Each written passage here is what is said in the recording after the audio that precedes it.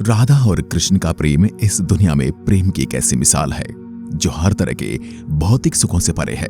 जहां श्री कृष्ण और राधा एक दूसरे के करीब न होने पर भी उनकी आत्मा हमेशा जुड़ी रही। कहा जाता है कि संपूर्ण ब्रह्मांड के मालिक श्री कृष्ण को पूरे ब्रह्मांड में केवल दो चीजों से सबसे ज्यादा प्रेम था, जिनमें एक उनकी बांसुरी थी और दूसरी थी राधा रानी। पर कई धर्म ग्रंथों में कृष्ण और राधा की यह प्रेम कथा काफी दुखों से भरी है, जहां एक दूसरे पर अपार प्रेम करने के बावजूद ये दोनों कभी भी एक दूसरे के साथ नहीं रह पाए। और एक समय तो ऐसा भी आया जब श्री कृष्ण ने राधा रानी के वियोग से दुखी होकर पीड़ा में अपनी ही सबसे प्रिय बांसुरी को तोड़ दिया।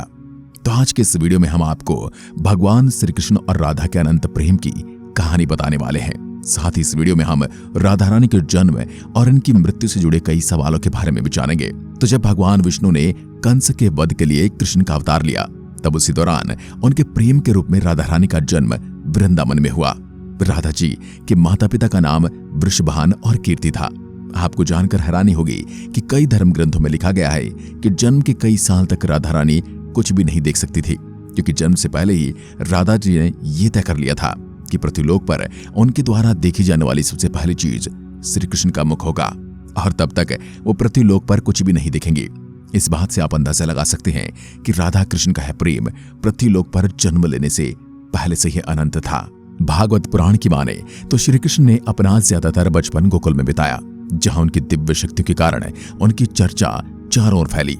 साथ ही श्री कृष्ण और राधा के प्रेम के बारे में भी उस समय पूरे गोकुल को पता था, क्योंकि श्री कृष्ण और राधा 8 साल की उम्र से ही एक दूसरे को प्रेम करने लगे थे।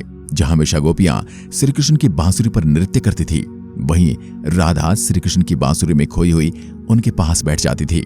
राधा और बांसुरी का जुड़ाव ऐसा था कि जब भी भगवान श्री कृष्ण बांसुरी बजाते, राधा को मानो ये पता चल जाता था कि श्री कृष्ण उन्हें बुला रहे हैं। जिसके बाद श्री कृष्ण और राधा घंटों तक यमुना नदी के किनारे बांसुरी की धुन में मगन रहते। कई बार तो गोपियां भी इनके इस तरह के प्रेम को देखकर चलती थी। पर जब श्री कृष्ण बड़े हुए, तब उनके आसपास के लोगों की जिंदगी काफी तेजी से बदली, खासकर राधा और श्री कृष्ण की, क्योंकि अब वो समय आ चुका था जिसके कारण श्री कृष्ण ने पृथ्वीलोक पर जन्म लिया था। इसलिए अपने मामा कंस के बुलावे पर श्री कृष्ण ने वृंदावन छोड़कर मथुरा जाना पड़ा। मथुरा जाने से पहले ही कृष्ण ने आखिरी बार राधा जी से भेंट की थी, और कृष्ण और राधा इस समय काफी उदास थे। राधा ये बात जानती थी कि श्री कृष्ण के मथुरा जाने के बाद श्री कृष्ण का वृंदावन वापस आना बहुत मुश्किल होगा, जिसके बाद राधा रानी शायद श्री कृष्ण से दोबारा नहीं मिल पाएंगे।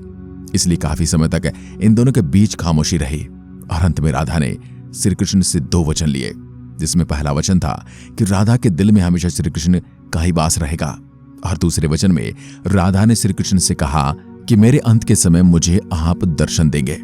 श्री कृष्ण राधा के दुखों को समझते थे, और वो ये जानते थे राधा शायद उनके वियोग को सहन नहीं कर पाएगी।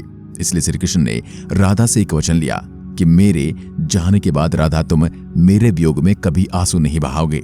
जिसके बाद श्री कृष्ण अपने भाई बलराम के साथ मथुरा पहुंचते हैं, और अपने कर्म के अनुसार अपने मामा कंस का अंत करके मथुरा की जेल से अपने माता पिता देवकी और वासुदेव को मुक्त कराते हैं।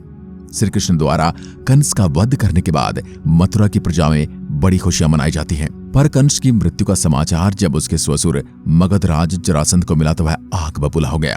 अपनी विशाल सेना लेकर वह यदुवंशियों पर आक्रमण करने चल पड़ा। श्री कृष्ण को जब पता चला कि जरासंध मथुरा पर आक्रमण करने आ रहा है, तो उन्होंने अपने भाई बलराम के साथ एक सेना तैयार की और जरासंध को युद्ध में बुरी तरह हरा दिया। लेकिन अब मथुरा पर काफी आक्रमण होने लगे थे, इसलिए श्री कृष्ण ने यादवों की रक्षा के लिए समुद्र के किनारे एक राज्य का निर्माण कराया, जिसके चारों ओर एक बहुत बड़ी दीवार थी, जिसमें बहुत से दरवाजे थे। आगे इसी राज्य को द्वारिका का नाम दिया गया। श्री कृष्ण ने द्वारिका पर करीब 36 सालों तक शासन किया, इसलिए श्री कृष्ण को द्वारिकाधीश भी कहा जाता है।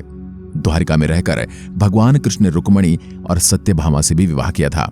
श्री कृष्ण रुक्मणी से काफी प्रेम करते थे। रुक्मणी भी भगवान श्री कृष्ण को अपना आराध्य मानती थी। यहाँ तक कि रुक्मणी ने तो अपने परिवार के विरुद्ध जाकर श्री कृष्ण से भागकर यानी गंधर्व विवाह किया था। जब श्री कृष्ण द्वारिका पर राज कर रहे थे, उस समय भगवान श्री कृष्ण का जीवन काफी व्यस्त था। वहीं राधा रानी वृंदावन में बैठे श्री कृष्ण की यादों में खोई थी। श्री कृष्ण अपने जीवन में व्यस्त भले ही थे, लेकिन उन्होंने कभी भी राधा रानी को नहीं बुलाया था। कई बार तो उनकी पत्नियां भी श्री कृष्ण की राधा से प्रेम को देखकर काफी जला करती थी, क्योंकि सोते जागते कृष्ण राधा राधे नाम जपा करते थे, मानो राधा और श्री कृष्ण का प्रेम ही श्री कृष्ण के लिए कोई शक्ति हो। वैसे कुछ कथाओं में यह लिखा गया है कि खुद ब्रह्मा जी ने आकर बचपन में ही राधा रानी और श्री कृष्ण का विवाह कराया था, लेकिन ज्यादातर धर्म ग्रंथों में इसके बारे में कोई उल्लेख नहीं मिलता।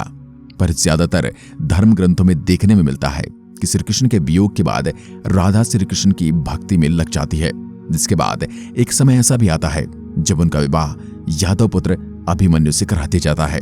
पर यादव पुत्र अभिमन्यु को श्राप मिला था कि वह कभी भी राधा रानी को छू नहीं सकता। अगर उसने ऐसा किया या उसकी कोशिश की तो वह भस्म हो जाएगा। राधा रानी वैवाहिक जीवन में सालों तक रहकर अपनी समस्त जिम्मेदारियां पूरी करती रही और अपनी सभी जिम्मेदारियों से मुक्त होकर उन्होंने अपने प्रेम श्री कृष्ण से मिलने का फैसला किया। राधा जी की मृत्यु कैसे हुई थी? पुराणों में राधा की मृत्यु का उल्लेख नारद पुराण में मिलता है, जहां लिखा गया है कि जब राधा रानी श्री कृष्ण से मिलने द्वारिका पहुंची तो यहाँ दोनों काफी समय तक एक साथ रहे, पर एक साथ एक महल में रहने के बावजूद श्री कृष्ण अपने कार्यों में काफी व्यस्त रहते थे। इसके अलावा श्री कृष्ण को यह भी डर था कि कहीं श्री कृष्ण और उनके प्रेम के कारण श्री कृष्ण की पत्नी रुक्मणी और सत्यभामा को मिलने वाला श्री कृष्ण का प्रेम कम न हो जाए। इसलिए राधा रानी ने कृष्ण को बिना बताए द्वारिका छोड़ दिया और वापस वृंदावन चली गई। लेकिन अब राधा रानी का अंतिम समय आ चुका था, जिसके बाद राधा रानी ने अपने अंतिम समय में श्री कृष्ण को उनके वचन की याद दिलाई कि कैसे श्री कृष्ण ने मथुरा जाते समय राधा रानी को उनके अंतिम समय में पास रहने का वचन दिया था। जैसे ही श्री कृष्ण को राधा रानी के अंतिम समय का आभास हुआ तो वह तुरंत राधा रानी के पास पहुंच जाते हैं। अपने प्रेम को इस तरह से अंतिम सांसें लेते देख श्री कृष्ण काफी भावुक हो गए थे, जिसके बाद श्री कृष्ण ने राधा से अंतिम समय में कुछ मांगने को कहा था। राधा रानी ने पहले तो श्री कृष्ण से कुछ नहीं मांगा, लेकिन जब श्री कृष्ण ने जोर दिया तो राधा रानी ने कहा कि मेरे पास एक ही इच्छा है कि मुझे मेरे अंतिम क्षणों में आपके साथ वैसे ही पल बिताने हैं जैसे हम वृंदावन में एक साथ बांसुरी की धुन पर समय बिताते थे। राधा के ऐसे वचन सुनकर श्री कृष्ण ने अपनी बांसुरी उठाई और मधुर आवाज में उसे बजाना आरंभ कर दिया। बांसुरी बजाने के दौरान श्री कृष्ण और राधा लगातार एक दूसरे को देख रहे थे और दोनों की आंखों में एक दूसरे के प्रेम के कारण आंसू थे। इसी तरह वृंदावन की पुरानी यादों में और श्री कृष्ण की बाहों में राधा जी ने अपनी अंतिम सांसें ली। राधा जी की सांसें थम जाने पर श्री कृष्ण की बांसुरी की आवाज भी थम गई और श्री कृष्ण को राधा जी के मृत्यु से इतना दुख पहुंच गया कि उन्होंने गुस्से में अपनी सबसे प्रिय बांसुरी को ही 2 टुकड़ों में तोड़ दिया। और इसी तरह एक ही दिन में श्री कृष्ण ने अपनी 2 सबसे प्रिय चीजें खो दी, जिसमें सबसे पहला उनका प्रेम और दूसरी उनकी बांसुरी थी। श्री राधा की मृत्यु के बाद श्री कृष्ण भी ज्यादा समय तक पृथ्वीलोक पर नहीं रहे और अपने अंतिम कार्य यानी महाभारत के युद्ध को समाप्त करने के बाद उन्होंने भी पृथ्वीलोक छोड़ दिया। तो दोस्तों, आशा करता हूं कि आज की इस वीडियो में आपको बहुत कुछ सीखने को मिला होगा और वीडियो काफी पसंद आई होगी। अगर आपका कोई सवाल या सुझाव है तो कमेंट में लिखकर बता सकते हैं। आज के लिए बस इतना ही। धन्यवाद।